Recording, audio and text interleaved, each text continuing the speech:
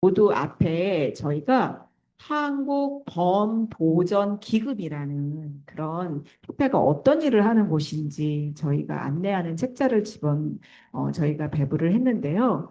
이 한국범보전기금의 대표이신 이사장님이시기도 하고 또 이 서울대 인근에 뭐 호랑이 카페도 지금 만들어지고 있다고 해서 저도 못 가봤는데 한번 얘기도 좀 들어보고 싶거든요. 자, 우리 큰 박수로 서울대 이항 교수님을 모시도록 하겠습니다. 자, 다 같이 박수.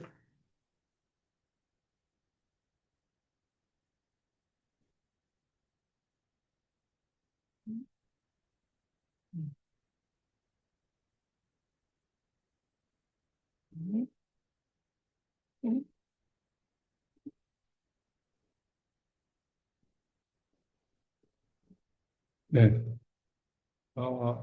인사드린 이항이에요. 제 발표 자료가 그 메뉴에 거 있는 것 같습니다. 네. 네, 있을까요? 음, 이 공식적인 저의 발표 주제는 멸종위기 한국범 보존을 위한 국제 협력 연구의 중요성이라고 되어 있는데 오늘 주제가 경계를 넘는 공간 성장이다. 오전에 정운찬 이사장님이 동반 성장에 대해서 말씀을 해주시면서 대기업과 중소기업 사이의 동반 성장에 대해서 주로 말씀하시고 그게 이제 또뭐 여러 사회의 그 계층 간의 동반 성장, 남과 북의 동반 성장, 국제적인 규모의 동반 성장까지 연결이 된다 말씀하셨는데 제가 이제 정운찬 선생님이 어, 아까 말씀드린 스코필드 기념 사업회 1대 회장이셨거든요. 그리고 그 다음에 다른 분 유진 회장님이 하시고 제가 3대째 하고 있는데 정운찬 선생님께 사람과 동물 간의 동반 성장도 해야 되지 않겠느냐. 그러니까 더 나아가서 사람과 사람끼리만 아니라 사람과 자연의 동반 성장도 중요하다 말씀하셨습니다. 그러니까 선생님이 맞는 말인데 그렇게 동물에 관심은 없으신 거예요. 알고 보니까 정우성 선생님 어렸을 때 개한테 엄청 물린 적이 있나 봐요. 그 트라우마가 나요. 그래서 반려동물은 안 키운다고 하시더라고요. 근데 옛날 분들은 별로 그 동물에 대해서 또 자연에 대해서 깊이 생각을 안 하셨지만 여러분은 다르죠. 반려동물 키우는 분 많으시죠. 배 고양이 많이 키운단 말이에요. 그래서 동물에 대한 인식이 굉장히 바뀌었어요. 옛날하고는. 그래서 이제는 우리가 우리끼리만 잘 사는 게 아니고 물론 아프리카 분들하고도 잘 살아야 되고 동반 성장해야 되고 그렇지만은 더 나아가서 동물과도 더 나아가서 식물과도 더 나아가서 자연 전체와도 잘 살아야 된다는 개념이 설득력을 얻고 있습니다. 근데 이게 말만 그렇지 실제로 이제 뭐 사회적인 문제나 정치적인 문제, 국제적인 문제를 다루다 보면은 이게 항상 뒷순위로 밀리게 돼요. 왜냐? 우리 인간의 본성이 그래요. 우리 인간은 먼 둔한대 일보다는 당장 급한 일을 해결하는데 최적화가 돼요. 우리의 DNA가 뭐 10년, 20년 된 뒤의 일을 우리는 별로 물론 걱정이야 되지만은 그거는 항상 있는 것이라서 어떻게 보면은 무시가 돼요. 당장 급한 거 먹고 살 일, 이게 급하단 말이에요. 그런데 그게 이제 급한 일이 되어버렸어요. 보세요, 우리 지금 더위가 옛날의 더위하고는 달라졌죠. 지금의 수해는 옛날의 수해하고는 완전히 달라졌어요. 이게 왜 그래요? 우리가 자연을 무시한 결과예요. 그래서 사실은 저는 별 상관없을지도 몰라요. 기후 변화의 결과가 나타나는 것은 어, 제가 하는 일은 한 10년, 20년 뒤에 있을지도 모르는 상태거든요. 여러분은 10년, 20년 후에 한참 이란 말이에요.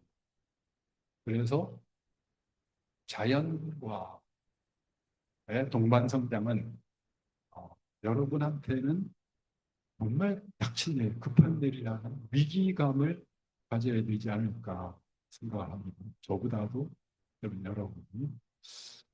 그래서 경계와 연계 그리고 호랑이라는 주제를 큰 주제를 정해봤습니다. 경계라는 말은 어쩌면 이제 지리학, 우리 김희재 교수님이 전문가이신 지리학의 근본 핵심 개념의 하나라고 생각이 드는데요. 저는 지리는 잘 모르지만. 근데 이게 이제 사람 사회, 사람 지리학, 사람과 관련된 지리학이나 사회학에서의 핵심 개념이기는 하지만은 이게 본래는 자연의 근본 원리하고 하는 생각이 저는 들었어요. 이런 경계라는 말을 듣자마자. 그래서 경계에 대해서 요새는 또 인공지능이 대세잖아요. 챗 GPT한테 물어봤어요. 네, 제가 가진 생각을 좀 확인하는 의미도 있고 해서 네, 그 결과를 여러분하고 좀 공유를 드릴까 합니다. 그리고 호랑이와 또 이게 어떻게 연결되는가. 자, 제가 아까 말씀드린 것처럼 저는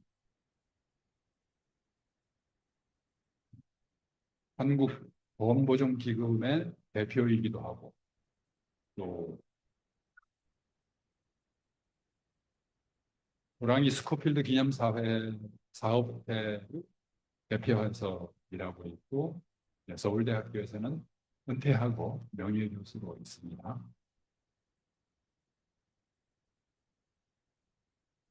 한국보험보존기금은 보험을 보존하는 단체예요. 보험이라는 것은 보험하니까 모든 것을 다 보존하는 단체냐 이렇게 묻는 분이 계시는데 이 아니고 호랑이를 말하죠. 저희들이 하는 일은 주로 러시아, 중국, 북한 접경 지역에 있는 한국보험 호랑이와 표범입니다. 보호하고 보존하는 일을 지원하는 일을 해요. 우리나라에 호랑이가 없으니까 우리가 직접 할 수는 없죠. 그쪽에서 하는 일을 도와주고 있어요. 그 다음에 학술 연구 활동, 문화 홍보 활동, 그리고 네트워크를 구축하는 일을 하고 있어서 경계를 넘나드는 일을 하고 있습니다. 스코필드 기념사업회는 아까 정원찬 선생님께서 말씀해 주셨죠. 그래서 요거는 생략합니다. 자, 경계에 반대되는 말 또는 상대되는 말은 연계가 있죠. 뭐 다른 것도 있습니다. 근데 이제 경계와 연계를 좀 상대적으로 대립해 보면은 경계는 구분, 단절, 폐쇄, 제한 좀 부정적인 어, 생각이 많이 들고 연계는 연결, 협력, 통합, 상호작용 좀 긍정적인 게 많이 있죠. 그래서 언뜻 보기에는 경계는 나쁜 거고 연계는 좋은 거다. 이렇게 생각이 들기도 하는데 어, 그것을 보여주는 게 전 세계가 이렇게 경계로 나눠져 있는 지도를 보면 이 경계가 참 많구나. 이 대한민국도 경계 세계에서 제일 튼튼한 경계가 우리 남북 간에 있는데 여기에는 없네요. 참 좋은 지도입니다. 어, 근데 이런 경계를 넘나드는 연계, 인터넷 연결망을 보여주고 있는데, 를 위한 노력을 우리 많이 하고 있죠. 경계와 연계를 보여주고 있습니다.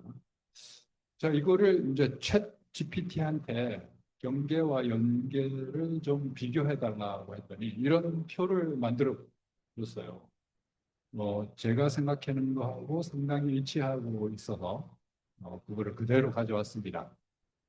자, 딴 거는 지금 놔두고 핵심 의미로 보면은 경계는 구분 단절해서 아까 보여드렸던 거 이런 거 조금 부정적이고 긍정적인데 기능 목적에 있어서는 경계가 어, 긍정적인 게 있어요. 질서 유지, 정체성 구호, 안전 확보 상당히 필요한 거죠. 연계는 시너지 창출, 문제 해결, 상호 이해 증진. 이게 다 긍정적인 겁니다. 그래서 좀 생각해 보면 경계가 없으면은 우리가 잃는 것도 많을 것 같아요. 네, 뭐 솔직히 아까 홍성표 선생님 말씀하신 것처럼 남북 간의 경계가 사라지고 통일이 된다 하면은 뭐 북한에서 가지고 있던 어떤 정체성이나 또 그 나름대로 고유한 문화 이런 것이 사라질 수도 있을 것 같아요. 남쪽에서도 마찬가지고 또 우리가 전 세계가 그냥 통일된다고 생각해요. 아까 경계 안에 있던 굉장히 다양한 문화와 언어, 관습, 전통 이런 것들이 어쩌면은 영원히 사라지게 될 그런 위기에 처할 수도 있겠죠. 어떤 면에서 경계가 필요할 수도 있겠다는 생각이 듭니다. 그래서 역시 이것도 챗 GPT가 얘기한 건데 경계가 무조건 나쁜 것은 아니다. 건강한 경계는 필요한 것이다. 라고 얘기를 하고 있고 그렇지만은 또한 무분별한 경계, 연계는 정체성 분란, 비효율을 초래할 수 있다. 얘기입니다. 예를 들어서 우리가 그거를 깊이 느낀 게 코로나 사태 때였죠. 이 사람과 자연 간의 경계가 무너지면서 자연에 있던 바이러스가 인간 사회에 들어왔고 그것이 전 세계에 퍼지는 데는 불과 몇 달이 걸리지 않았죠.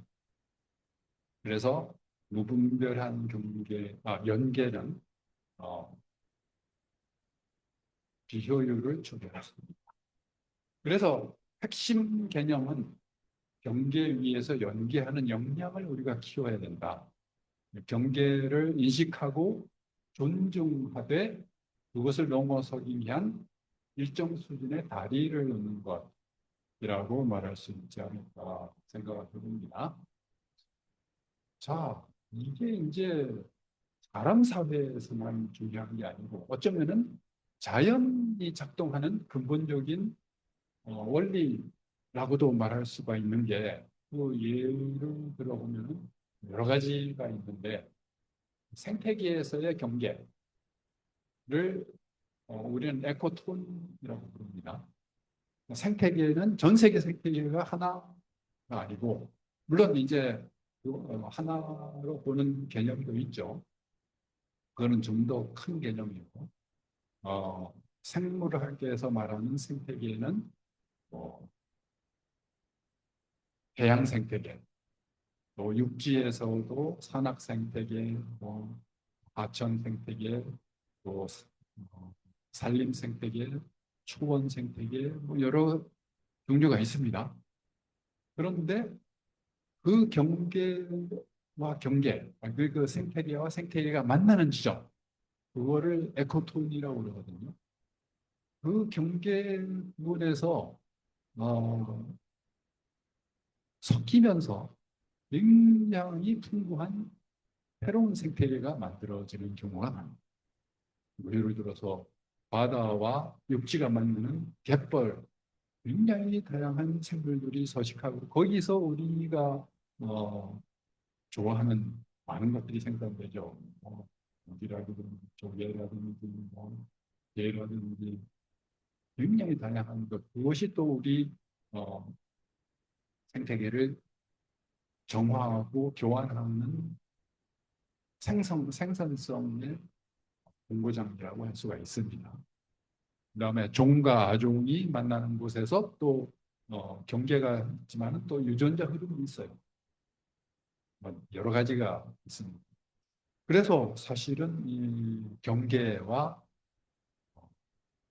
연계의 개념은 자연의 근본적인 원리이기도 하고 그것을 우리 인간 사회에서 차용해서 연구하는 것이 어쩌면 지혜학이 아닐까 하는 생각도 듭니다. 자, 여기에서 뭐 한 가지 주목할 만한 점, 제 입장에서 주목할 만한 점이 하나가 있는데 경계의 성격에서 인간 사회의 경계하고 자연의 경계하고 좀 비슷하면서 다른 점이 있어요. 인간 사회의 경계는 굉장히 선명하고 고정적인 경우가 많은데, 국경선은 뭐, 휴전선, 이런 게 한 가지 이해가 되겠죠. 자연의 경계는 근데 그것보다는 인간의 경계보다는 모호하고 유동적인 경우가 많아요. 그러니까 사람의 경계는 국경선을 넘으면 모든 것이 달라지는 경우가 많잖아요. 근데 자연의 경계는 그렇게 급격하게 달라지는 경우는 있기는 있지만은 좀 드뭅니다. 오히려 조금씩 조금씩 서서히 변하는 경우가 많죠. 이거는 우리한테 좀 중요한 의미가 있다고 생각합니다. 그래서 오늘 나중에 다시 좀 얘기하기로 하고, 음, 여기에서 한 가지 부수적인 사실이 있습니다. 이 인간 사회의 경계가 의도치 않은 생태학을 만드는 경우가 있다. 경계를 유지하고자 하는 인간의 뜻하지 않게 자연에게 비탁을 주는 경우가 있는데 이 경계 유지를 위한 정치, 군사적인 긴장 상태가 생물 다양성에 도움을 준다는 것이죠. 그 대표적인 예가 우리의 DMZ의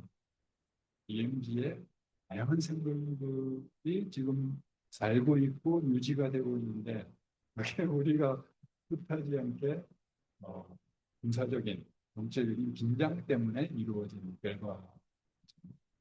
또 그런 예가 전 세계에 여러 많이 있습니다. 인도와 방글라데시의 국경지대에 있는 습지, 맹그로브 습지가 있는데 거기에도 호랑이가 살고 그다음에 오늘 제가 주로 말씀드릴 것이 이제 러시아와 중국 사이의 적정 시대에 살고 있는 호랑이.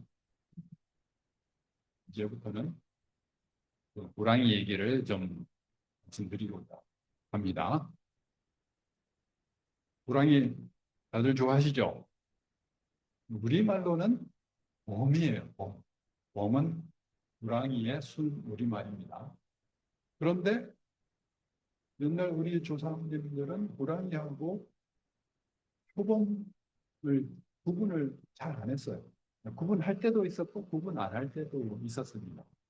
그래서 웜이란 말은 호랑이뿐만 아니고 표범을 의미하기도 합니다. 다 알고 계시죠? 아닌데 또 보면 우리나라 아프리카에 살죠. 우리나라에 안 사는데 이렇게 생각하시는 분 없죠. 우리나라에 또 많아.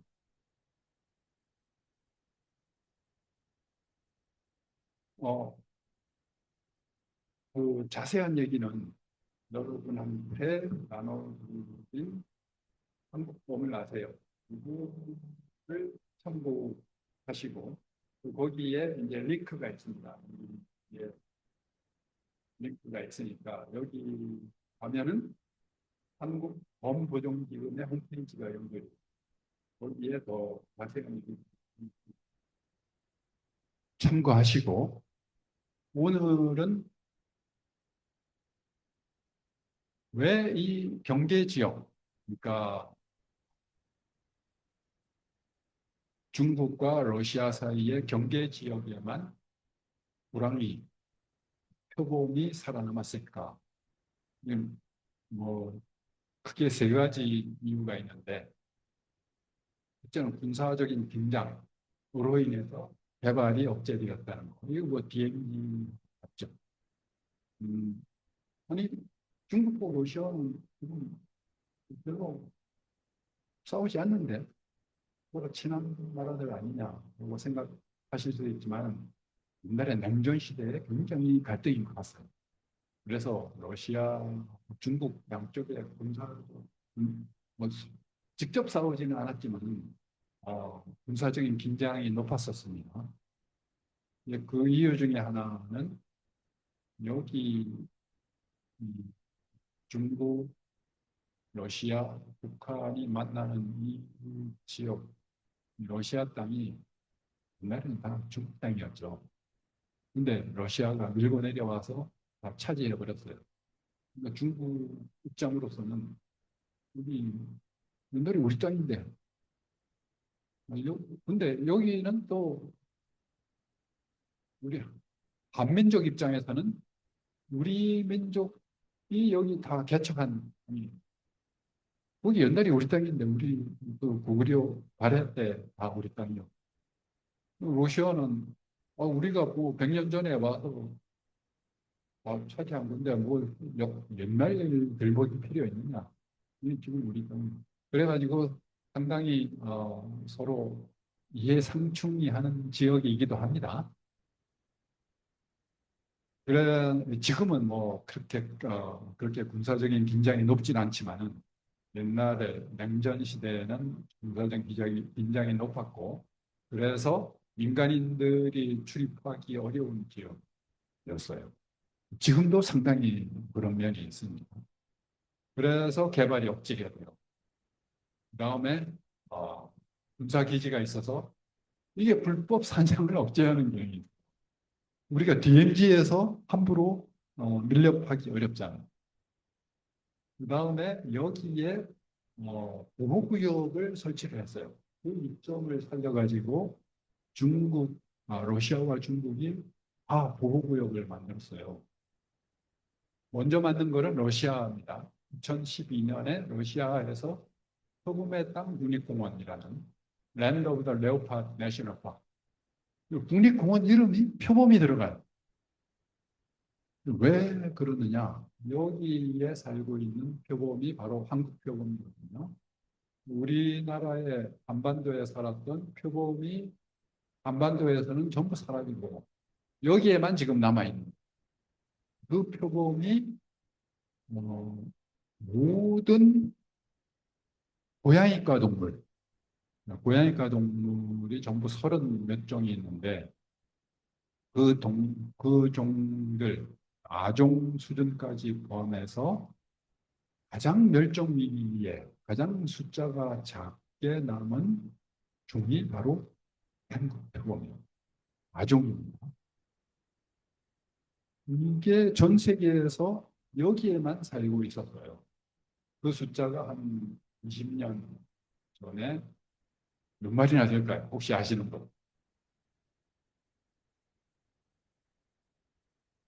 20년 전에 한국 표범이 몇 마리까지 내려갔었어요? 10마리? 100마리? 1000마리? 눈물이 나질 것 같아요. 10마리보다 조금은 많습니다. 한 20마리, 20마리 내지 30마리 정도밖에 안 됐어요. 이 방에 있는 사람들 숫자가 한 35, 40명 안 되죠. 이 숫자보다도 작았어요. 얼마나 작았어요. 거의 멸종 직전까지 갔어요. 그런데 어, 러시아 대통령 푸틴이 여기에 푸틴이 호랑이를 엄청 좋아. 여기에 표범 부서지면 안 된다. 그래가지고 국립공원을 만들어라. 그 전에도 물론 보호구가 있었는데 그 보호구가 작았어요. 그거를 크게 넓혀가지고 몇 개로 나눠져 있었고 그거를 합치고 강력하게 만들어가지고 동네 땅 국립공원이라는 거를 만들었습니다. 그러니까 이제 중국 쪽에서도 러시아가 저렇게 하는데 우리는 더 크게 돼요. 그래가지고 2017년에 동북범 국가공원이라는 걸 어, 정식 이름은 동북호표 국가공원. 호는 호랑이고 표는 표범. 그래서 러시아의 국립공원보다 훨씬 큰 공원을 만들었어요. 적극적인 보호 정책을 했는데 그 면적이 처음에 땅은 2,600제곱킬로미터, 그다음에 중국 쪽은 14,600제곱킬로미터. 이거를 다 합하면은 경기도 면적의 한 1.7배, 7배 정도 돼요. 17,000제곱킬로미터 정도 됩니다. 이게 얼마나 큰 규모인가 하면은 우리나라에서 제일 큰 국립공원이 지리산 국립공원인데 지리산 국립공원 크기가 얼마나 되는지 알아요? 400제곱킬로미터 조금 커요. 440인가 그래요. 이거 여기에 비하면 아무것도 아니죠. 몇십 배 되는 면적의 국립공원을 만든 겁니다. 그두 개를 합쳐서 네, 국경 보호구역이라고 말합니다. 어, 프로텍티드 존 포 타이거 인드 레오파드, 노세스 타이거 레오파드 내셔널 파크, 그리고 랜드 오브 데 내셔널 파크를 합쳐서 크로스 보더 프로텍티드 존뭐 타이거. 그래서 지금 호랑이와 표범 숫자가 급속으로 늘고 있어요. 호랑이는 한 60 내지 70마리 정도 지금 늘어났고 호랑이 숫자도 이 지역에 한 20마리 정도밖에 안 됐었거든요. 표범 숫자는 지금 몇 마리나 될까요? 지금 한 120마리 정도로 늘어났습니다. 그러니까 이 자연은 우리가 신경만 써주면 보호만 해주면은 어, 급속히 회복할 능력이 있다는 것을 보여주는 하나의 예가 되겠죠. 자, 그런데 그럼에도 불구하고 이게 멸종 위기를 벗어난 것은 아닙니다. 아직도 이 표범, 특히 제가 오늘 호랑이 얘기보다는 주로 표범 얘기를 하려고 해요. 왜냐하면 호랑이보다는 표범이 더 멸종 위기에 처해 있거든. 이 러시아에 살고 있는 한국 호랑이 숫자는 몇 마리나 될까요? 혹시 아시는 분?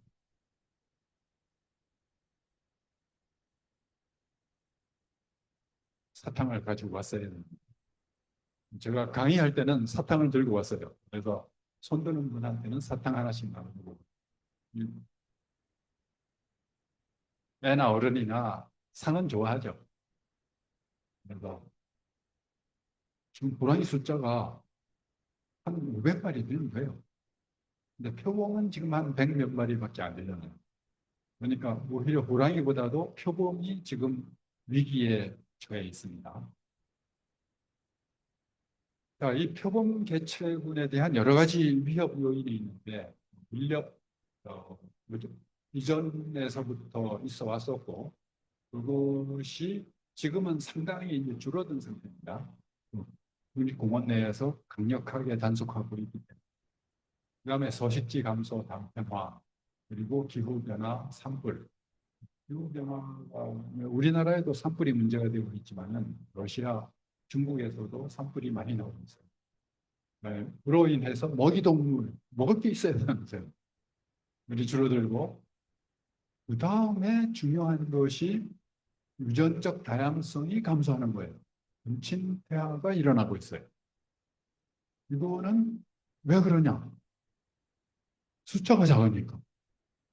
숫자가 작아지면은 친척끼리 교배할 수밖에 없잖아요.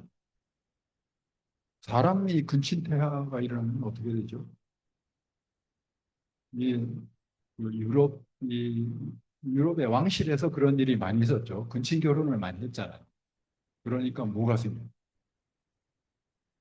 유전병이 생기죠. 그다음에 기형이 생기고 또 그 생식력이 저하가 돼요. 아기를 잘 낳지 못해요. 질병이 잘 걸려요. 그런 문제가 동물에도 똑같이 생겨요. 그래서 지금 비록 숫자는 상당히 늘어났지만은 이런 뭐 하얀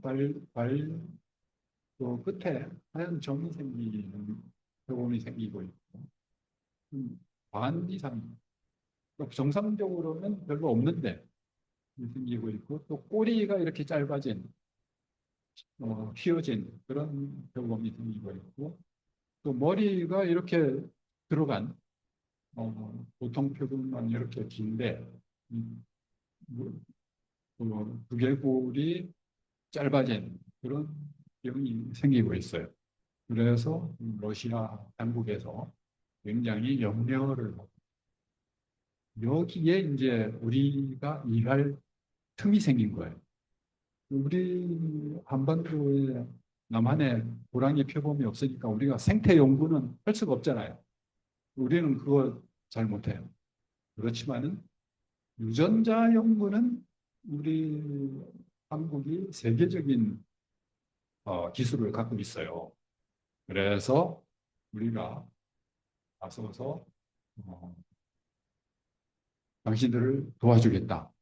그래가지고 지난 한 10년간에 걸쳐서 한국 표범, 물론 호랑이도 합니다. 유전자 모니터링을 위한 협력을 해왔어요. 논문이 여러 개 지금 나와 있습니다. 러시아 분하고 네, 우리 연구실하고 같이 낸 논문들이 이것을 위해서 우리가 러시아를 수시로 방문해서 유전자 연구도 하고 그다음에 또 생태 탐방 연구도 같이 해왔어요. 동영상을 볼 수가 있나요?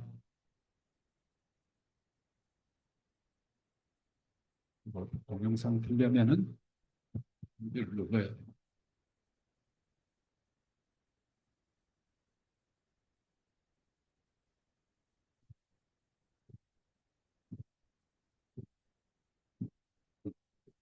소리는 안 나오네요.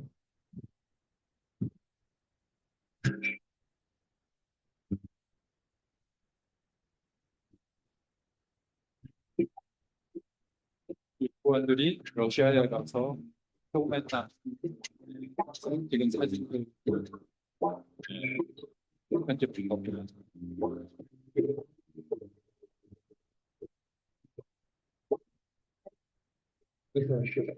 우리가 했던 이런 고라니 똥을 거기서 주워 넣은 거를 우리가 떼가지고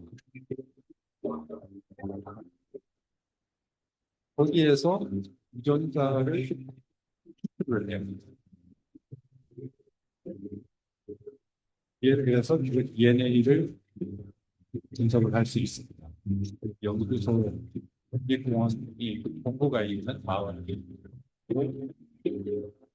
안에 있는 강에도 우리 연구원들이 조사, 조사, 물고기, 물고기, 조사,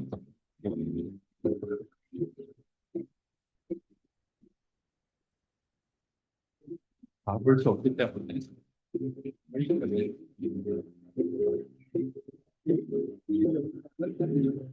정보는 홈페이지에 있으니까 원하시는 분은 나중에 볼 수 있습니다. 그러므로 해서 우리가 지금 목표로 하는 것은 뭐냐? 우랑이와 표범을 우리 남한에 데려오는 것일까요? 남한에도 우랑이가 살았으면 좋겠다고 하는 분. 생각보다 많이 있네. 우랑이 왔으면 좋겠어요. 저 우랑이 왔지. 그럼 먹혀도 괜찮아. 표범한테 뭐 표범은 사람은 잘 물지는 않는데 개는 잘 물어. 우랑이한테 개 물려가도 괜찮아. 그거는 싫죠. 호랑이 표범이 오는 건 좋은데 사람 잡히면 되잖아. 어, 거기에 대해서 우리가 대비도 있어야 되겠지만은 지금 당장은 그런 걱정 안 해도 됩니다. 우리가 목표로 하는 거는 남한이 아니고 북한의 백두산까지만 일단 오게 하는 게 우리의 목표예요. 그거는 괜찮죠. 북한 사람이야 뭐 북한한테 물려가도 괜찮아. 물론 그건 아닙니다. 북한 사람도 고라니한테 물려가면 안 되죠. 그런데 여기 백두산 그 밑에 대마고 이쪽에는 인구 밀도가 상당히 낮아요. 지금 러시아도 인구 밀도가 낮기 때문에 호랑이가 그래도 살 수 있는 겁니다. 사람하고 충돌 위험이 훨씬 낮습니다. 지금 남한보다는. 그래서 완전히 배제할 수는 없지만은 사람과 호랑이 표범과의 충돌 가능성이 상당히 낮다라고 우리는 생각하고 있죠.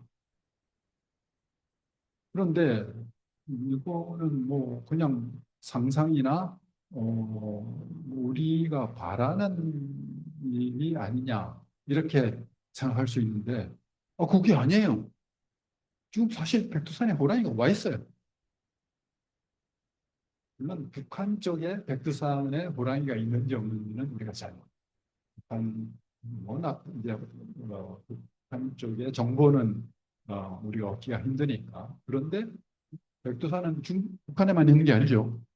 중국에도 있어요. 중국 사람은 백두산을 뭐라고 그러죠?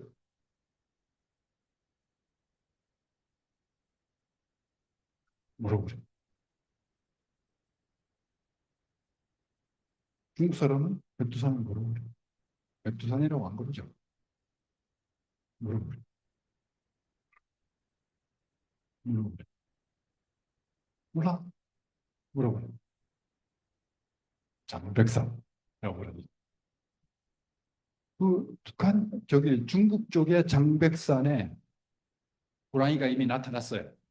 그런데 지난 몇 년 사이에 그 여러 차례 사람들이 이 호랑이를 보고 영상을 찍은 게 있습니다.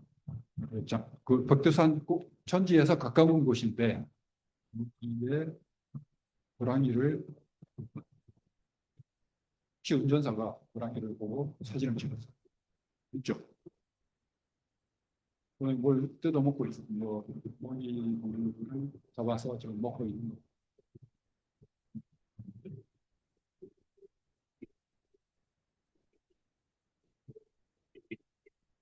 백두산에 이미 호랑이가 와 있습니다. 얘들이 북한 쪽으로 들어가는 것은 지금 문제가 아닙니다. 자, 이것도 뭐, 그 원보증기금 홈페이지에 있으니까 원하시는 분은 찾아볼 수 있습니다. 그래서 왜 우리가 백두산에 호랑이가 와야 되느냐, 와야 된다고 생각하느냐, 여러 가지 이유가 있는데 그 중에 하나는 좀 거대한 오늘 주제인 경계 그리고 연계와 연계해서 생각해 보면은 조금 더 거대한 좀 거창한 주제로 또 들어갑니다. 이것을 저는 이제 동북아시아 생태평화 공동체라고 불렀는데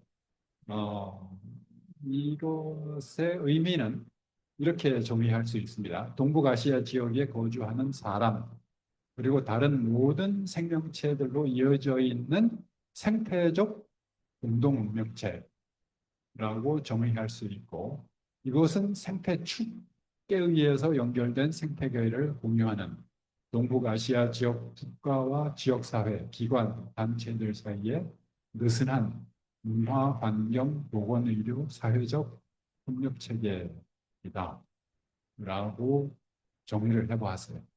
이거는 어디에 뭐 학술적으로 깊이 있게 연구되거나 그건 아니지만은 제가 개인적으로 생각해 본 거예요. 이 동북아시아에는 굉장히 다양한 문화적인, 역사적인, 그리고 정치적, 사회적인 배경을 가진 나라들이 지금 공존하고 있죠. 아까 홍승표 선생님이 강의하셨던 것처럼 세계 군사적으로 제일 강한 5개 나라가 여기 다 있어요. 여기서 한번 뭐가 터지면은 큰일 나는 거예요. 세계가 지금 위험한 나라. 그렇기 때문에 오히려 어, 그 적대적인 안정이 유지되고 있는 것일지도 모르죠. 그렇지만은 그 긴장은 좀 느슨해지는 게 우리한테 좋죠. 긴장이 높아지면은 우리한테 득이 될 게 없어요. 우리 경제도 이 군사적인 안정이 있어야 또 정치적인 안정이 있어야 경제도 번영이 되는 거니까. 그러니까 거기에서 군사적인 문제를 군사적인 것에 의해서 해결하려면 좀 어려워요. 우리가 지난 90년간 경험을 해봤잖아요. 정치적인 것도 어렵단 말이에요. 그걸 좀 우회해서 전혀 군사와 정치가 상관없는 그런 문제부터 해결해 나가면은 훨씬 더 접근하기가 쉽지 않겠느냐. 그것이 바로 환경, 생태, 거기에 중심에 있는 것이 호랑이라는 것이죠. 호랑이는 우리도 좋아하죠. 남한 사람도 좋아하고, 북한 사람도 좋아해요. 중국 사람도 좋아하고, 러시아 사람, 푸틴도 좋아하고, 시진핑도 좋아하고, 다 좋아. 이거 다의 관심사. 이거를 매개로 우리가 어떤 평화적인 공통점, 그거를 이제 생태 평화라는 개념이 있는데, 그것은 지금 이제 부각되고 있는 개념입니다. 이 생태 평화라는 거는 옛날에는 평화를 사람과 사람, 국가와 국가, 뭐, 그, 문명과 문명, 사회와 사회 사이의 어떤 평화라고만 생각을 했는데, 생태학자들이 아니다. 그 평화의 개념은 이제는 생태까지, 사람과 동물, 사람과 자연 사이의 평화. 그게 만약에 우리가 자연과 평화롭게 살면은, 그게 우리 사람한테 다시 돌아온다는 그런 개념이 생태평화. 그것을 이제 우리 동북아시아에 직접 한번 적용해 보자 하는 게 동북아시아 생태평화 공동체라고 이제 저는 얘기를 하고 있습니다. 그러면은 사람과 사람 사이에도 좀 더 사이좋게 지내는데 도움이 될 것이다. 보시죠. 이거는 우리가 지리학적인 직접 지형까지 보여준 지리학적인 지도를 보면은 이해를 하기가 쉬운데요. 우리 한반도의 남북, 한반도 전체를 이어주는 생태축이 있어요. 그게 바로 우리가 알고 있는 백두대간이죠. 백두대간은 백두산에서 끝나는 게 아니에요. 이게 어디로 연결이 됩니까? 여기서 너무 가까이 오니까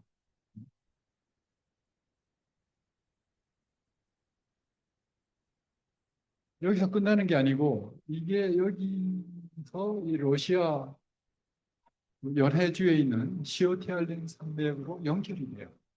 그 중간에 조금 그 평지가 있지만은 결국은 이게 시오티알린 산맥으로 연결되고 그게 저기 끝에 돌아가서 여기 있는 큰 호수 이게 무슨 호수요? 아, 이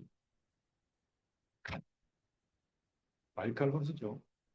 반민족이 여기에서 유리하다고 생각하는 분도 있죠. 바이칼까지 연결이. 그다음에 한쪽 축은 이쪽 산맥, 중국 쪽의 소흥안령, 대흥안령 산맥과 연결돼서 중국 대륙과 연결이. 이것이 대륙 전체, 동북아시아 대륙 전체의 커다란 하나의 고속도로. 이건 사람을 위한 고속도로가 아니고 동식물을 위한 고속도로가 될 수가 있어요. 동식물들도 이동을 해야 살 수가 있어요. 동식물들이 고립되면은 죽어요. 다양성이 떨어지고 사람도 마찬가지지만은 자연에서도 다양성이 제일 중요한 거예요. 아까 유전 근친 교배가 일어나면은 다양성이 없어지기 때문에 그 생물이 죽는 거예요. 유전적인 다양성이 없어지고 전부 똑같은 유전자를 갖게 돼서 만들어낸 게 뭐예요?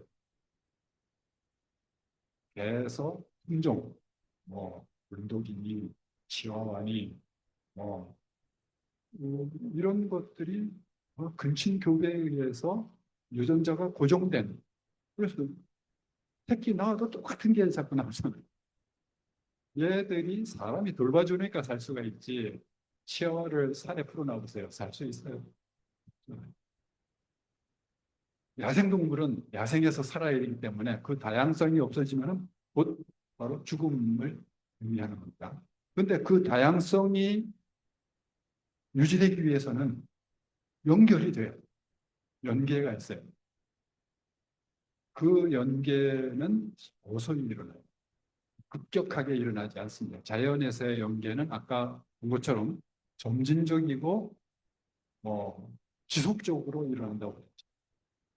그 한 가지 예를 보면 일본이라는 어,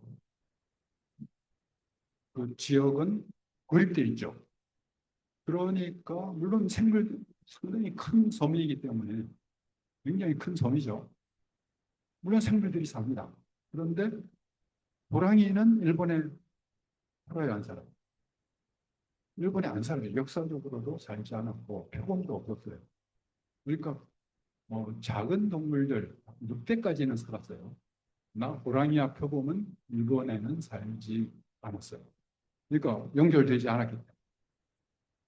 그래서 생물 세계에도 이 연결되는 통로가 있어야 되는데 그 통로를 우리는 생태축이라고 하고 이 동북아시아 전체가 이런 생태 연결된다면은 생태계가 유지가 될 수 있다.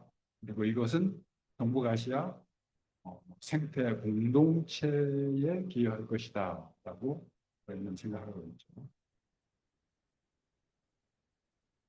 자, 이 개념은 우리 전체, 아시아 전체를 연결하자는 개념으로 확장될 수가 있어요. 그 매개가 되는 것이 바로 호랑이. 근데 호랑이뿐만 아니고 여기 있는 것처럼 에이시안 빅캣 네트워크라고 부르고 있는데 이 빅캣이라는 것은 뭐가 있을까요? 큰 고양이로, 우리말로 큰 고양이 하면은 뭐예요? 몸집이 큰 고양이, 뚱뚱한 고양이를 생각을 하게 되지만은 영어에서 빅캣은 뭐예요? 몸집이 큰 고양이가 아니고 커다란 고양이과 동물을 말해요. 고양이과 동물 중에서 제일 큰 게 뭐예요? 호랑이하고 사자. 또 뭐가 있죠? 표범이 있고. 그다음에 저 산 위에서 사는 표범을 뭐라고 해요? 문표범. 스노우 레오파드가 있죠. 다른 종이에요. 표범하고 다른 종이. 또 아시아에 사는 큰 빅캣 중에 이제 구름 표범이라는 이런 빅캣이 살고 있는 나라들이 이렇게 많아요. 이 전체 아시아 나라들을 빅캣, 호랑이 또는 범을 중심으로 연계를 할 수 있다라고 저희들은 생각하고 그것을 이제 LBC 네트워크이라고 합니다. 이 아시아 전체를 이런 LBC 네트워크로 연계하고자 하는 게 이제 저희들의 꿈이죠. 빅캣을 중심으로. 이거는 정치, 군사, 사회적인 조건에 상관없이 우리 가 서로 잘 지낼 수 있는 그 자연을 매개로 자연에서도 모든 사람들이 좋아하는 빅캣을 매개로 이런 네트워크를 만들 수 있을 것이다. 근데 이게 사실은 일부 실현되고 있어요. 뭐죠? 여러분이 잘 아시는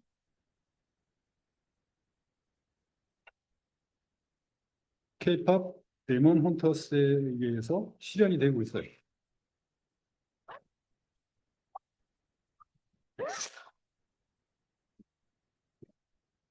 이거 누구예요? 한국 호랑이야.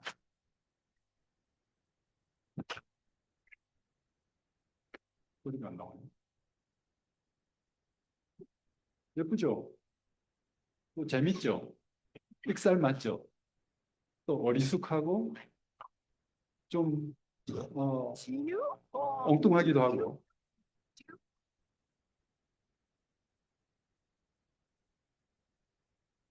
전 세계에서 지금 이것 때문에 난리 났죠. 네, 인형 내놓으라고 지금 난리인데 구할 수가 없어요. 전부 다 품절이.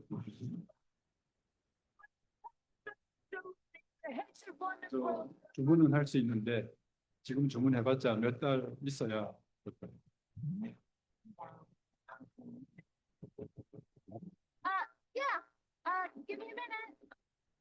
이게 한국 호랑이를 원형으로 해서 우리 조상들이 그렸던 까치 호랑이에서 소재를 얻은 것이죠. 그러니까 지금 한국 호랑이가 전 세계를 누비고 있는 거예요. 이제 우리가 호랑이를 매개로 해서 캣을 매개로 해서 전 세계를 연결할 수 있다는 어떤 가능성을 보여주는 것이 아닐까요?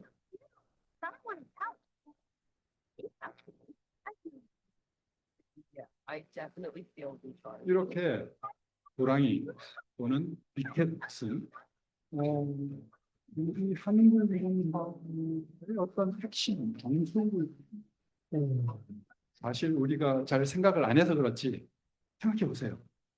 우리가 어렸을 때부터 우리한테 영향을 주었던 이야기, 언어, 속담, 호랑이가 없으면 말이 안 돼. 그렇죠? 우리가 제일 많이 들었던 얘기가 호랑이. 호랑이와 꽃감 얘기, 호랑이 팥죽 할머니 얘기. 서점에 가서 동화책 봐요. 호랑이에 관한 동화책이 제일 많아요. 거기 나오는 호랑이들은 우리의 감성에 굉장히 호소력이 있는 특성을 갖고 있어요. 어떤 때는 뭐 산신령같이 굉장히 어, 위험 있고 엄숙한 모습, 어떤 때는 무서운 또 성질 나쁜 그런 모습도 있지만은 어떤 때는 굉장히 어수룩하면서 익살맞고 애학이 가득 찬 우리에게 도움을 주는 그런 이미지도 갖고 굉장히 다양한 이미지가 있죠. 민화 속의 호랑이, 또 우리 전통 그림 예술 속 공예품의 호랑이, 그리고 무한한 잠재력을 가지고 있는 동물이 호랑이예요. 실제로 우리는 그것을 이용해서 이렇게 문화 콘텐츠를 만들어내기도 했고, 또 이것뿐이에요. 이 날씨에 봄 내려온다 음악도 있었고, 또 우리 88 올림픽 때, 또 2018년 평창 올림픽 때 마스코트, 또 작년, 재작년 잼버리의 마스코트도 호랑이였어요. 내년에 유니버시아드 대회 마스코트도 호랑이. 우리는 호랑이를 이용해서 온갖 걸, 어디에 가든지 우리 한국인들은 호랑이를 내세우고 우리는 호랑이 민족이다. 라고 말을 하고. 그런데 벌써 이 호랑이 이렇게 호랑이를 우리가 이용하면서 진짜 호랑이에는 관심이 없었어요. 이상한 일이 아니에요. 좀 이해가 안 되는 일이고, 왜 된단 말이에요. 생각해 보세요. 얼마나 큰 돈 지금 만들어내고 있고, 호랑이 때문에. 근데 진짜 한국 호랑이는 죽어가고 있단 말이에요. 뭔가 좀 아이러니죠. 생각해 볼 지점입니다. 이런 얘기 어디서 들어본 적 있어요? 한 번도 없을 거예요. 이상하죠? 호랑이 민족인데 진짜 호랑이에는 관심이 없다. 심지어 아까 어떤 분 얘기도 나왔지만 굉장히 문화계에서 유명하신 분하고도 얘기하고 호랑이 그림만 전문으로 그리시는 분도 엄청 많아요. 화가 중에. 그런 분하고도 얘기했지만은 진짜 호랑이 보존에 대해서 얘기하면은 별로 관심이 없어요. 좀 이상한 일이죠. 그런데 진짜 호랑이에도 우리가 관심을 가져야 되고 가져야 할 이유가 많이 있어요. 뭐 다른 거는 둘째치고 동북아시아 생태 공동체도 있지만은 이게 도움이 된다는 거예요. 왜냐하면 호랑이는 우리 한국 대학 한민족의 상징이고 그것은 전 세계 사람들이 다 좋아하는 동물이에요. 이게 브랜드 국가 브랜드 가치입니다. 다른 어떤 국가 브랜드 상징보다도 호랑이는 강력한 힘이 있어요. 세계인들한테 호소할 수 있는. 생각보다 다른 어떤 것이 그런 힘을 가지고 우리나라의 상징물 중 문화, 애국가, 숭례문, 경복궁 이런 거 있지만은 세계인들한테 호소력을 가진 정말 감성에 호소할 수 있는 그런 상징물은 내가 볼 때는 호랑이밖에 없어요. 근데 우리는 그거를 잘 이용하지 않고 있어요. 어떤 때는 이렇게 이용하지만 체계적으로 이용할 노력을 잘 안 해요. 그거를 우리가 잊지 말자고 우리 한국 범보존기금이 한 가지 꾀를 냈어요. 우리 어린이와 청소년, 젊은 세대가 호랑이와 좀 더 친하게 하기 위한 공간을 만들었어요. 한번 들어가 봅시다.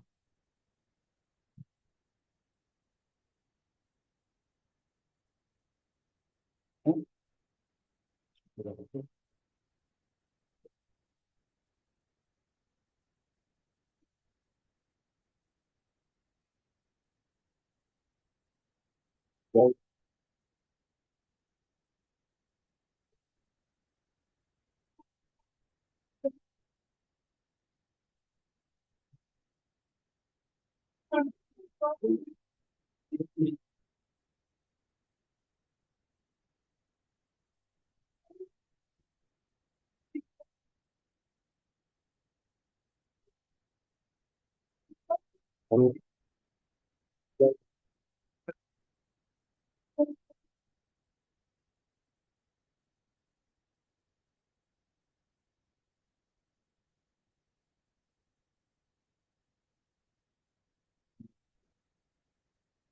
8월 30일까지 무료로 공개하고 있어요.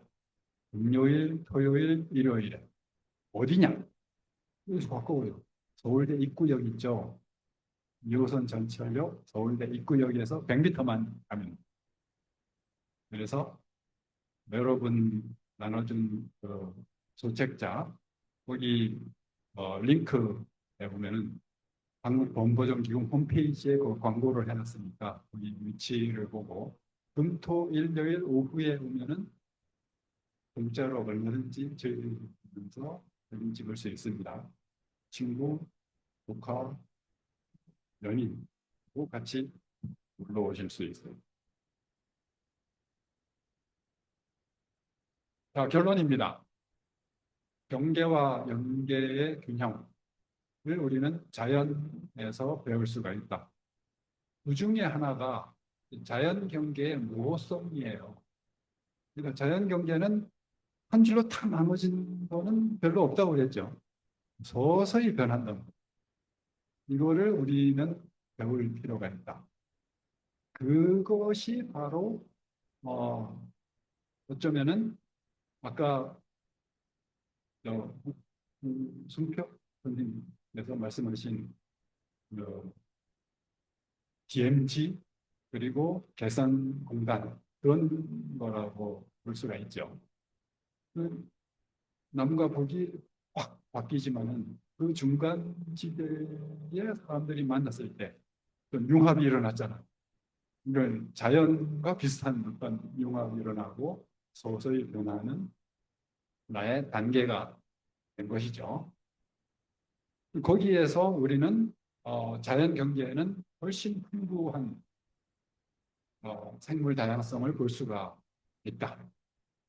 이 경계를 우리는 활용해서 창조적으로 활용해서 생태 평화 개념을 이룩할 수가 있다.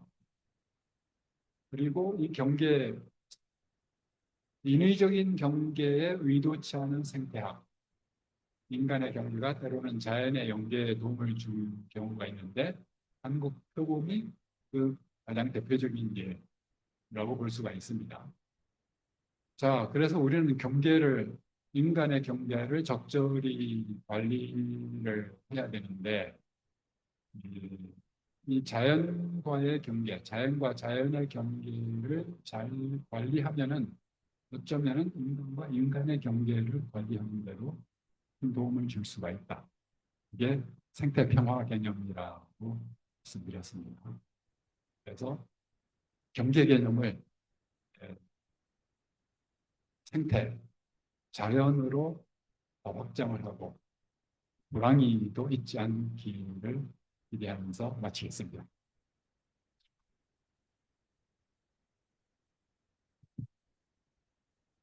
질문 있을까요?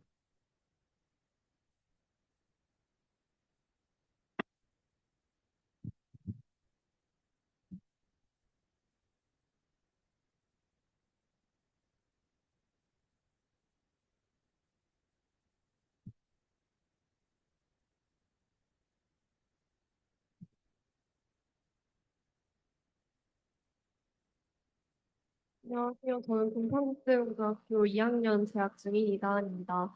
가끔씩 그 한국 역사를 다룬 드라마나 매체 같은 걸 보면은 이제 일제가 호랑이를 학살하거나 그런 장면을 볼 수가 있는데 그건 어느 정도 사실이 좀 반영된 장면인가요? 아니면은 드라마 속에서 과장된 장면인가요?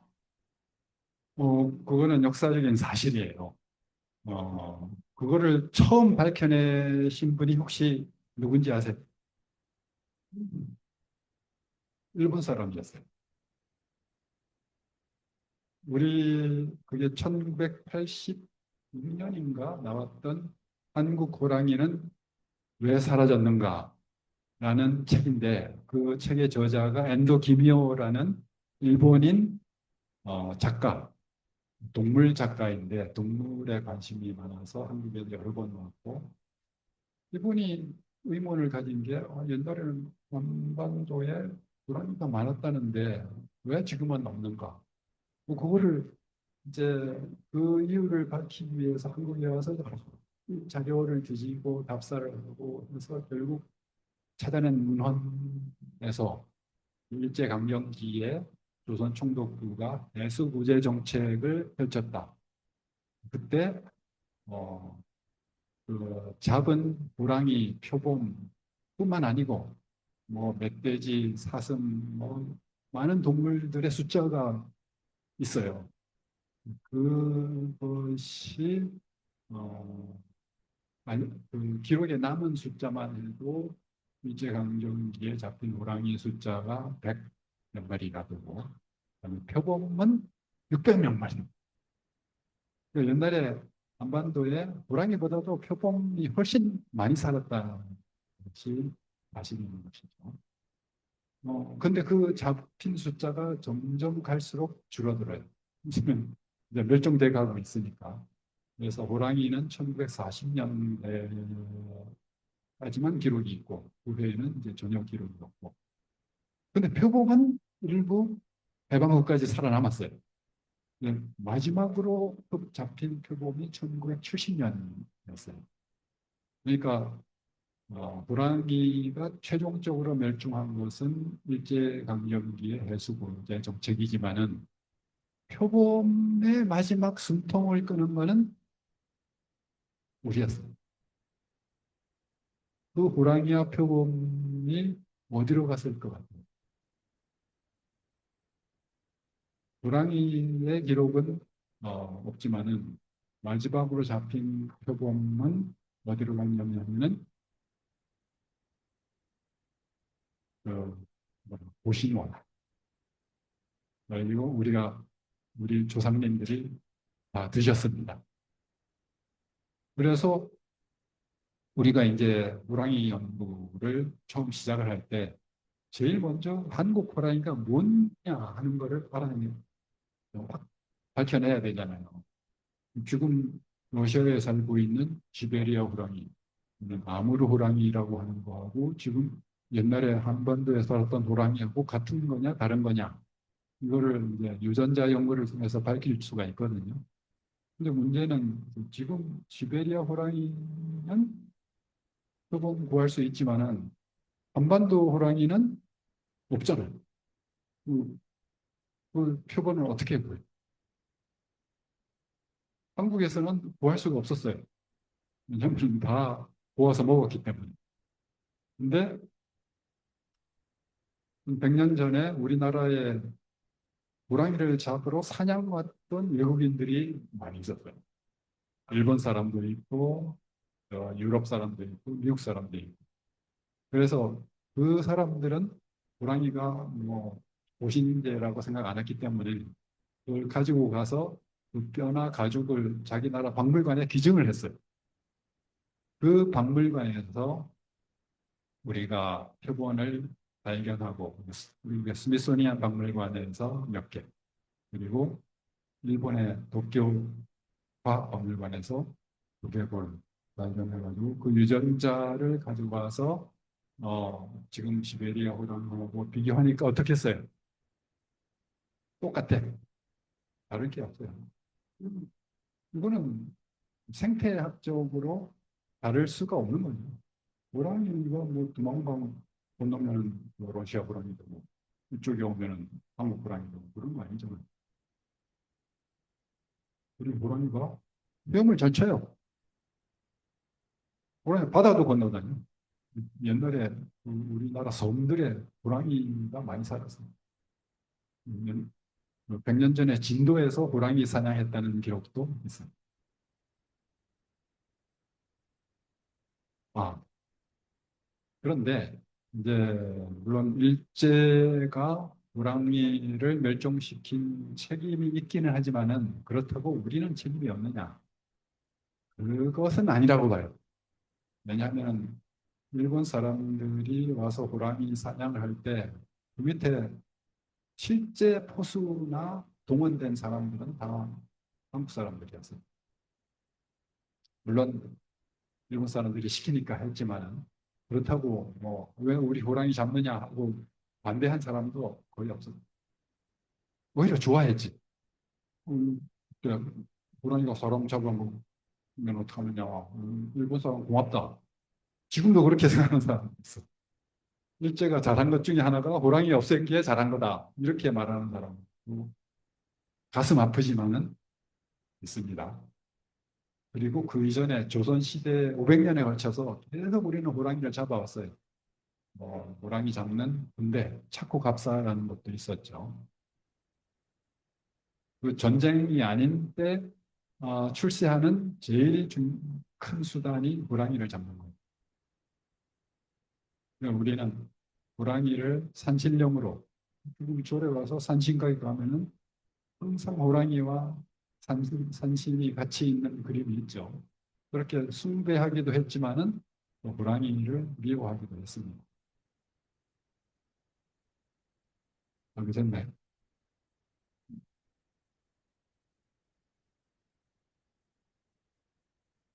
네.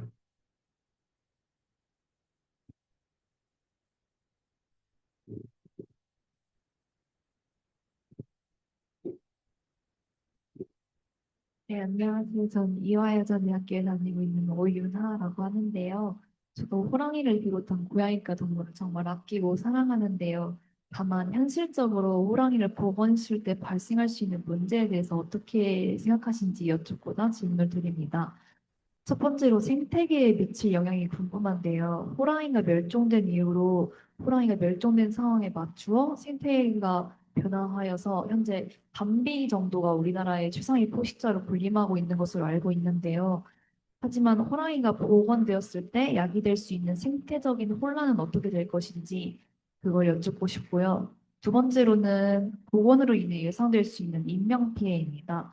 호랑이는 대형 포유류로 개개인인 인간과 맞닥뜨렸을 때 솔직히 인명 피해가 우려되는 것은 사실이잖아요. 실제로 일본에서도 곰 등에 의한 인명 피해가 굉장히 심각한 문제라고 들었는데 이 문제에 대해서는 어떻게 관리해 나갈 것인지 그게 궁금합니다. 일단 아까 말씀드린 것처럼 우리가 지금 목표로 하는 거는 뭐먼 훗날은 모르겠지만은 지금 당장 남한에 호랑이를 데려와서 복원하겠다는 거는 아니거든요. 그래서 뭐 그런 가정을 할 필요가 없는 것이고. 그런데 그러면 북한 백두산의 호랑이를 복원한다. 뭐 우리가 복원하려고 안 그래도 이미 지금 오고 있긴 하지만 북한에 호랑이가 들어왔을 때 어떤 생태계에 어떤 일이 생길 것이냐. 저희 생각은 물론 남한도 그렇고 북한도 그럴 것이라고 예상되는데 어, 호랑이나 이런 대형 맹수류가 없음으로 인해서 새로운 생태적인 균형이 만들어지기도 하겠지만은 그거는 굉장히 불완전한 균형 상태입니다. 우리가 이미 느끼고 있잖아요. 남한에 얼마나 많은 고라니, 멧돼지 때문에 우리가 사람도 피해를 보고 있지만 산림과 다른 동물들도 피해를 보고 있거든요. 뭐 생태계에서의 피해도 피해지만은 당장 사람 우리가 돼지꽃 값이 올라가요. 아프리카 돼지 열병 아시죠? 그것 때문에 얼마나 많은 그 돼지 농장이 뭐 폐쇄되고 그렇지는 않았지만은 고비용이 들어가요. 그 방역을 해야 되고. 그다음에 멧돼지를 지금 잡기 위해서 얼마나 많은 국가적인 노력, 엄청난 지금 예산이 퍼붓고 있거든요. 호랑이 보면은 이거 다 호랑이가 알아서 해줘. 우리 신경 안 써도 돼. 그다음에 어, 호랑이가 오면은 인명 피해가 있을 것이다. 물론 뭐 아주 없지는 않겠지만은 그거는 거의 무시할 수 있을 정도의 수준일 거라고 우리는 예상을 해요. 왜 그러냐? 어, 첫째는 우리 인간에게 지금 피해를 주는 동물이 아니고 물체, 자동차가 제일 많을 거예요. 아마 1년에 몇천 명, 뭐 몇만 명이 죽거나 다칠 겁니다. 그 인명 피해 있다고 우리가 자동차 없애라고 안 그러잖아요. 그 이유는 뭐예요? 그 인명 피해를 우리가 감수할 정도로 자동차에 로 인해서 얻는 우리 이득이 너무나 크기 때문에. 그렇죠? 기꺼이 감수한단 말이죠. 우리 사람 죽으니까 자동차 다 없애라는 사람 이 세상에 단 한 명도 없어요. 그런데 호랑이가 만약에 오늘이라도 뭐 남한에 오지도 않겠지만 온다고 하면은 그 호랑이로 인해서 잡아먹히는 사람의 숫자보다도 우리가 예상하기로는 그 호랑이가 살리는 사람의 숫자가 훨씬 더 많을 거라고 우리는 예상해요. 왜 그럴까요? 혹시 아세요? 왜 그럴까? 생각해봐요.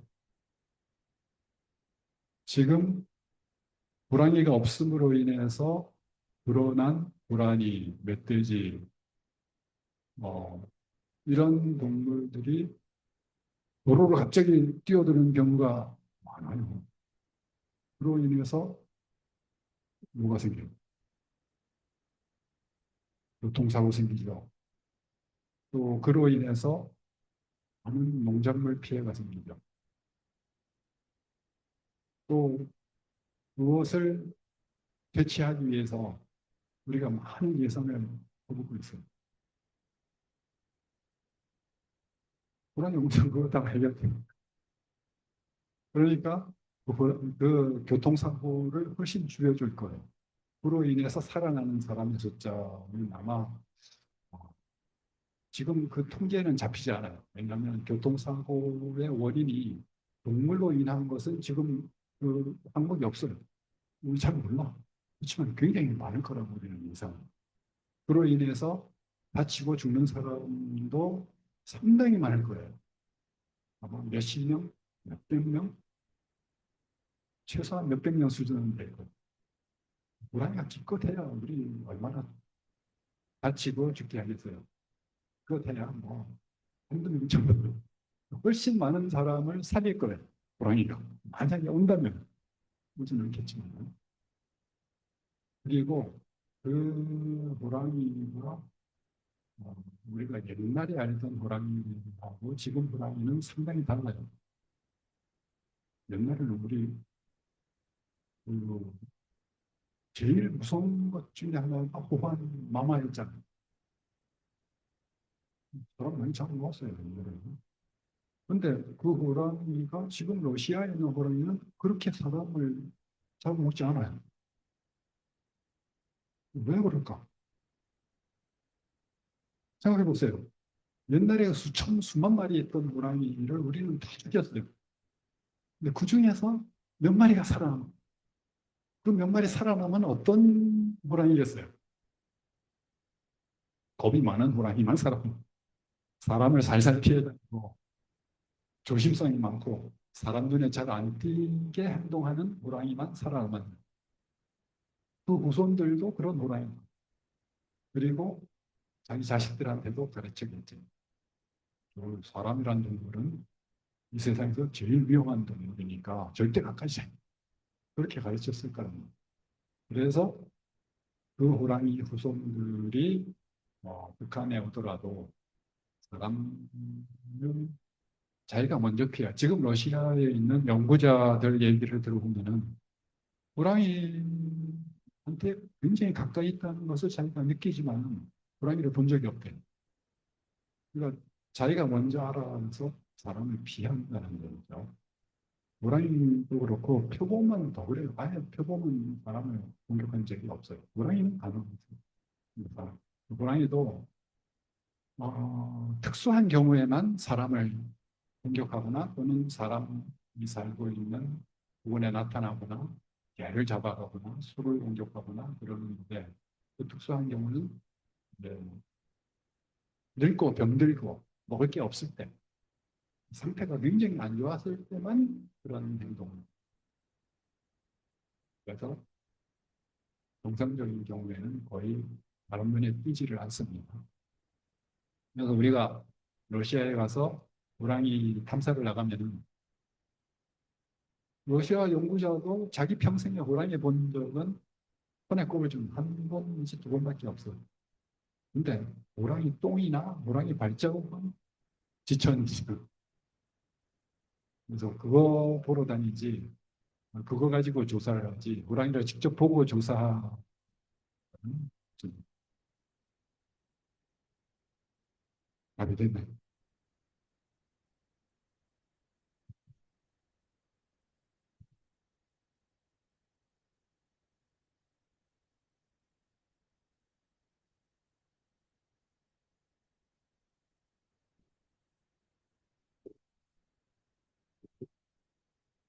송도고등학교 1학년 서두원입니다. 지금은 우리나라에 호랑이가 살고 있지 않고 저쪽 러시아나 중국 쪽에 많이 살고 있잖아요. 근데 아까 설명하실 때 호랑이를 우리나라의 마스코트로 내세울 수 있다고 하셨는데 우리가 호랑이를 마스코트로 내세울 수 있는 근거로는 어떤 게 있을까요? 음, 세계 많은 나라들이 자기들 나름대로의 어떤 상징, 동물 상징이 많아요. 미국은 뭐죠? 뭐, 흰머리 수리죠. 그거 여러분 잘 보세요. 미국 대통령이 뭐 기자회견 할 때 그 앞에 흰머리 수리가 있어요. 그다음에 어, 미국 사람들 한국에 올 때 여권, 거기 여권에 흰머리 수리가 항상 있어요. 흰머리 수리는 미국의 상징입니다. 근데 이 흰머리 수리가 거의 멸종될 뻔한 적이 있어요. 900년대에.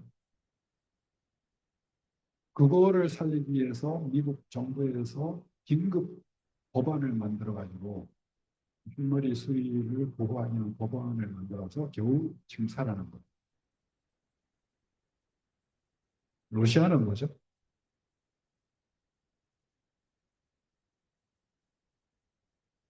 뭐야? 불곰이죠. 러시아 불곰이죠. 일본 사람들이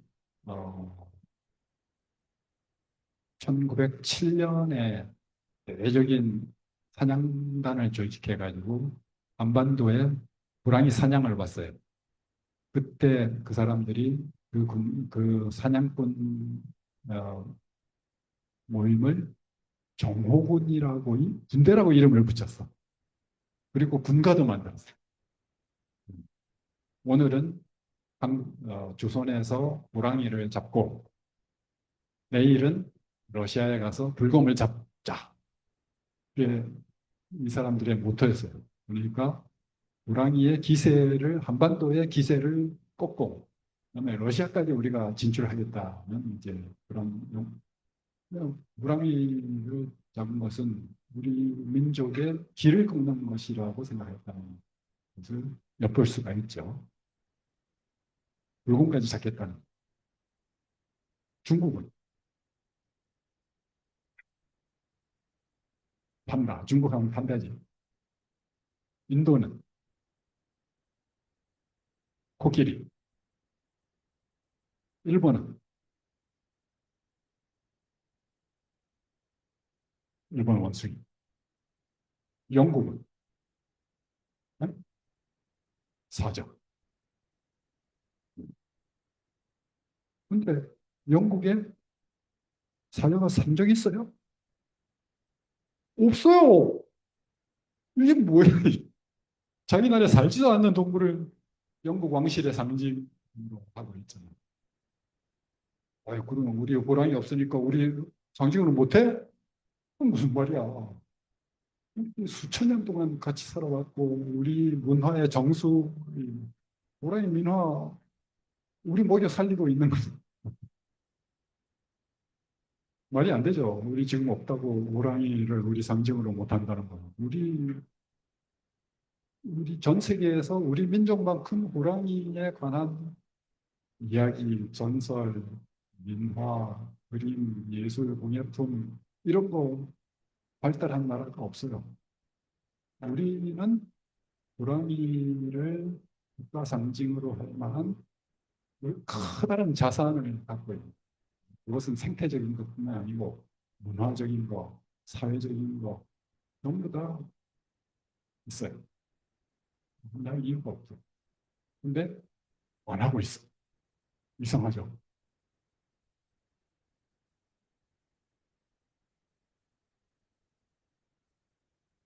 됐나요?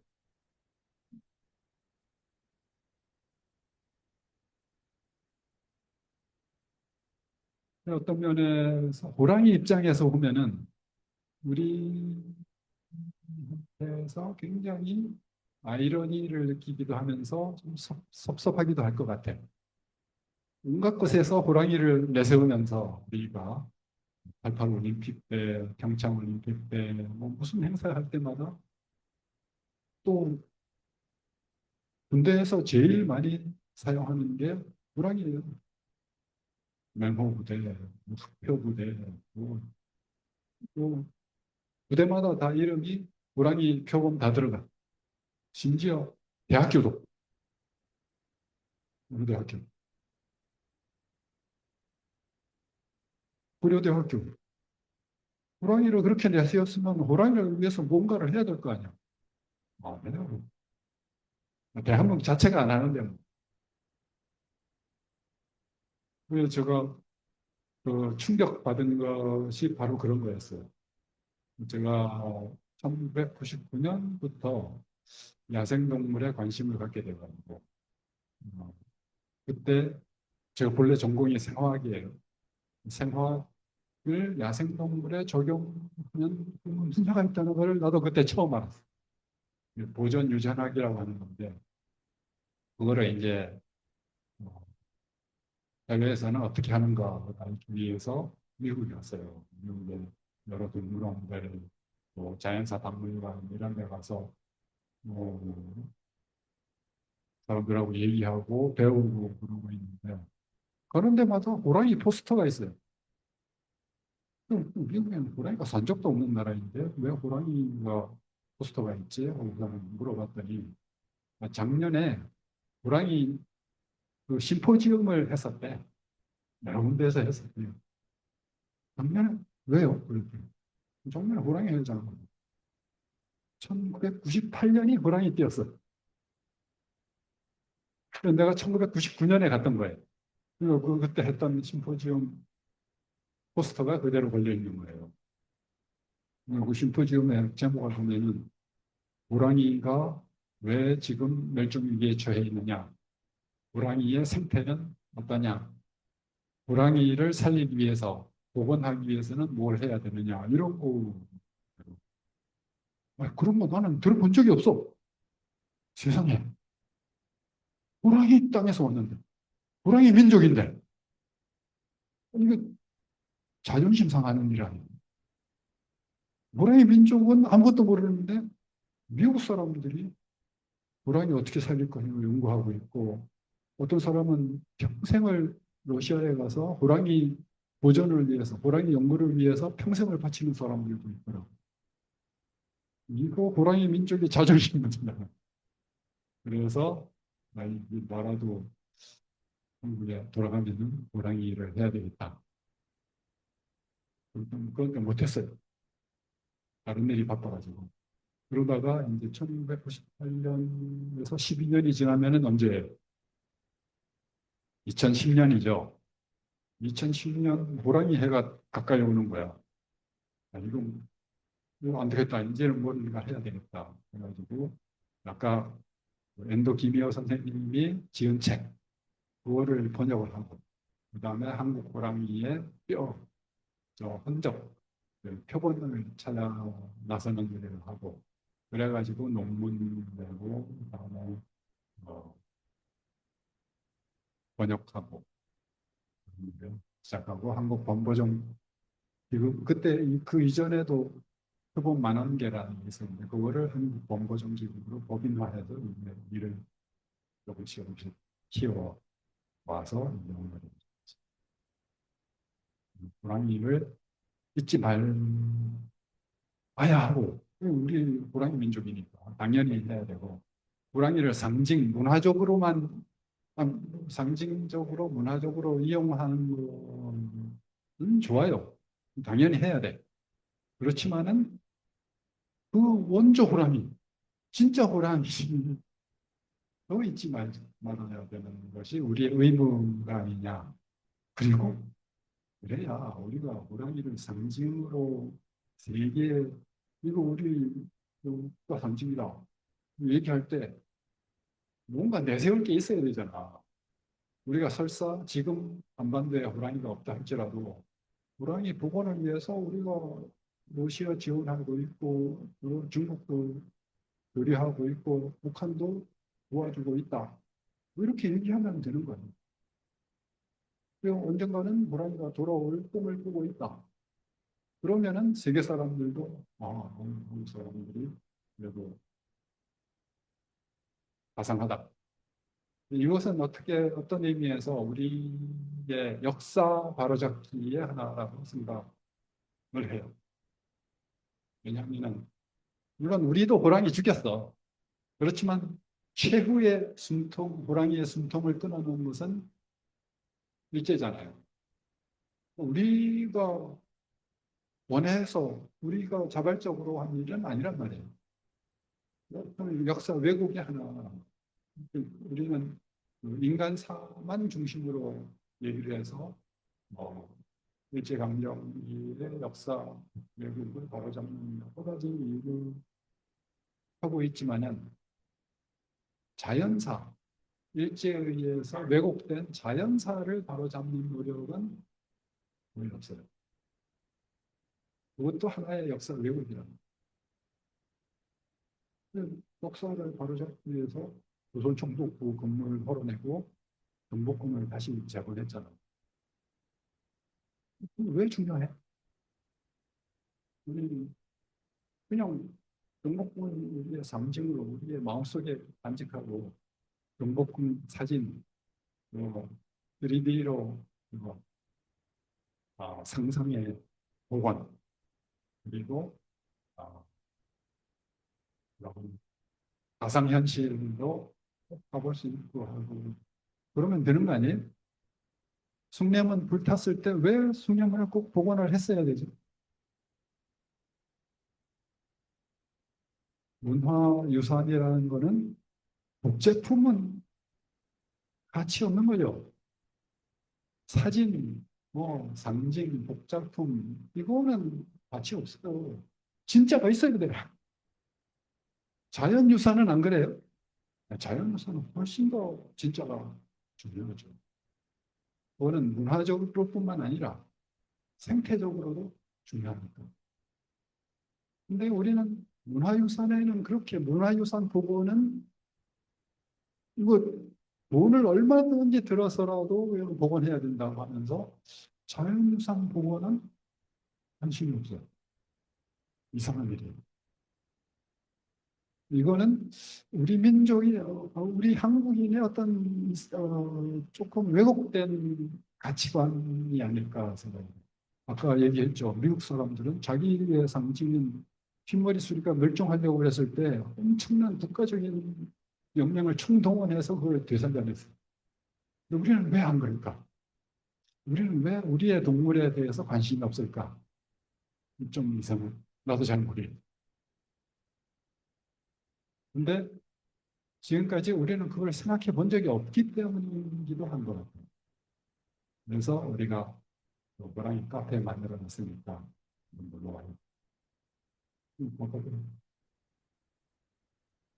지하철만 타면은 거기서 1분만 걸어가면은 있어요.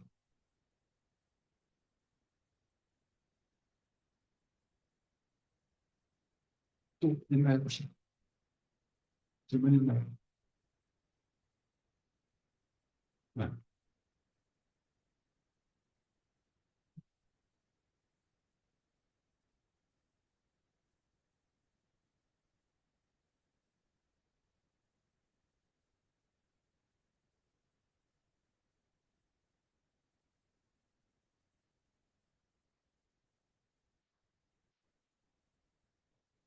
음, 그거는 우리한테 달렸어요. 그러니까 지금이라도 호랑이가 만약에 남한에 돌아온다면은 충분히 살아갈 수 있어요. 사람만 간섭하는. 호랑이 나타났다고 쏴 죽이고 잡아가서 동물원에 가두고 그러면은 안 되겠죠. 올 수가 없겠죠.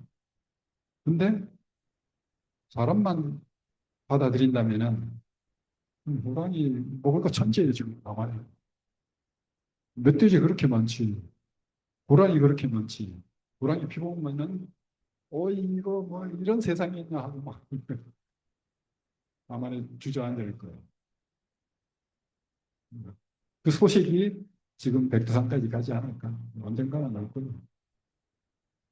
근데 아, 음, 온라인에서 호랑이 얘기가 나오면 많은 사람들이 호랑이 오는 것 같아요.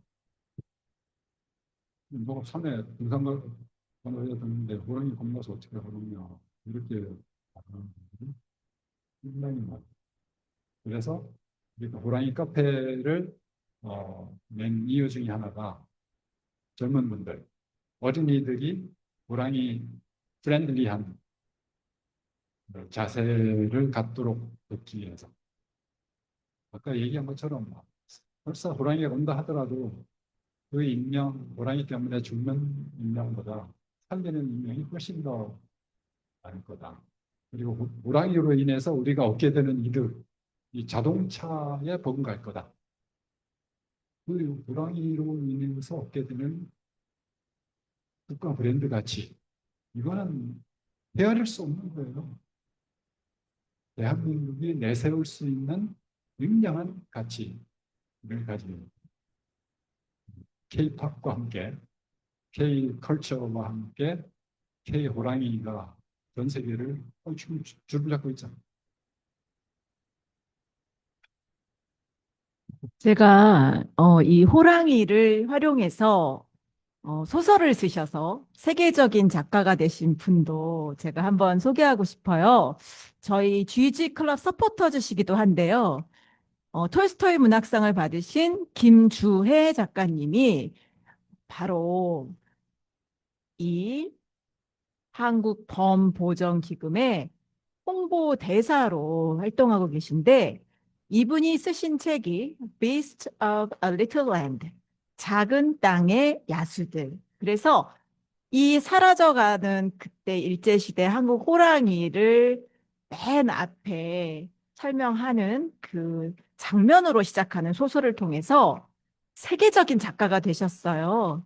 그래서 최근에 우리 국제도서전에 오셔서 또 인터뷰도 하시고 또 한국범보전기금의 중요성에 대해서도 말씀을 해주셨거든요. 근데 이분이 여러분들을 위해서 특별한 메시지를 보내신 게 있어서 세계 환경의 날 메시지 여러분과 함께 보고 좀 마치고 또 만일 여러분들이 더 질문하고 싶으신 게 있으시면 이렇게 하시면 돼요. 우리 교수님이 저희 쥐직 이 플랫폼에 쥐지스 플랫폼에 계시거든요. 그래서 여러분들이 이 분의 강의도 저희가 추가로 올릴 거고요. 이 밑에 보시면 댓글을 다실 수 있고 또 질문도 추가로 하실 수 있어요. 이미 뭐 저희 GG클럽 많은 학생들이 질문도 올렸는데요. 여러분도 영어, 한국어 다 괜찮습니다. 병기하시면 제일 좋고요. 그래서 이 수업이 끝난 이후에도 여러분들이 우리 이항 교수님과 연결되어서 계속 호랑이에 대한 관심 키워나가실 수 있을 겁니다. 자, 그럼 우리 김재 작가님이 여러분께 주시는 메시지 한번 들어보실까요?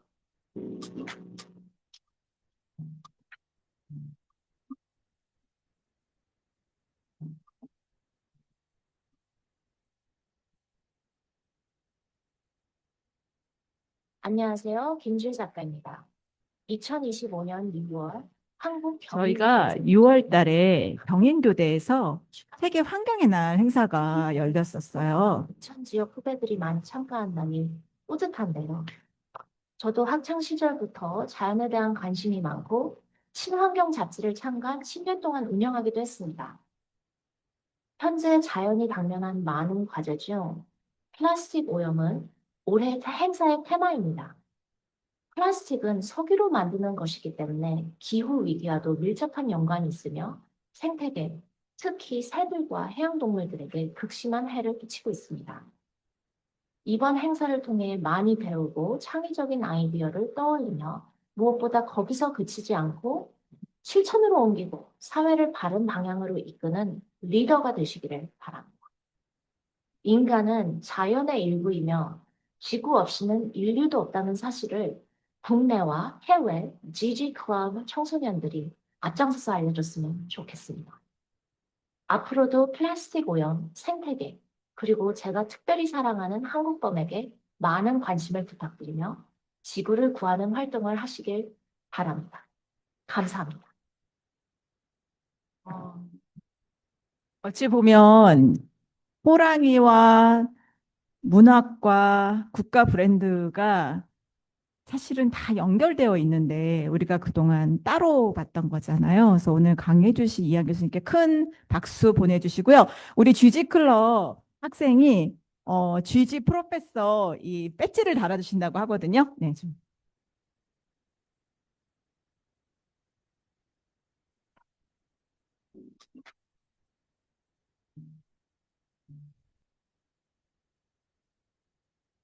네, 감사합니다.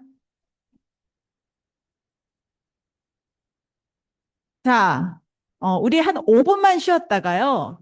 이제 아프리카로 한번 가보겠습니다. 우리가 동물의 왕국으로만 알고 있던 아프리카가 아니라 새로운 모습인데요. 지금 오신 우리 이사장님, 또 대사님 좀 시간을 좀 벌기 위해서 5분만 화장실 좀 갔다 오고 또 차도 한 잔 마시고 다시 5분 후에 뵙도록 하겠습니다.